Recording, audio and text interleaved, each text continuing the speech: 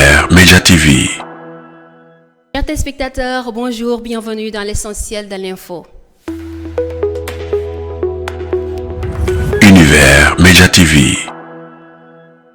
La direction de l'autonomisation des fichiers DAF a fait l'objet d'une cyberattaque, une situation provoquant la suspension provisoire de la production de documents dans la structure.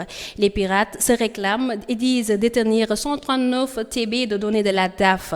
En moins d'un an, c'est au moins la deuxième attaque qui vise les services du gouvernement après celle de la Direction générale des impôts et domaines. À présent, le milliardaire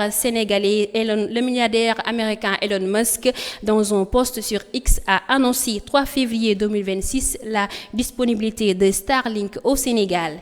Expert et consultant en système et technologie de l'information, Alex Colentin estime ce jeudi que laisser Starlink maître du jeu d'une partie de la connectivité est un risque majeur pour l'indépendance du Sénégal.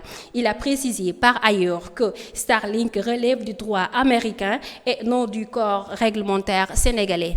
Au même moment, l'agence de lutte contre le trafic de stupéfiants de la Gambie a arrêté 48 personnes, dont plusieurs Sénégalais, pour possession et trafic de stupéfiants, lors d'une vaste opération menée dans de nombreuses zones urbaines et rurales du pays. Selon le journal Les Échos, lors d'un contrôle au niveau du poste frontalier de Beraginac, les agents de la DILG ont interpellé un Sénégalais de 40 ans du nom de Ondiaï en possession de 6 gros paquets de cannabis.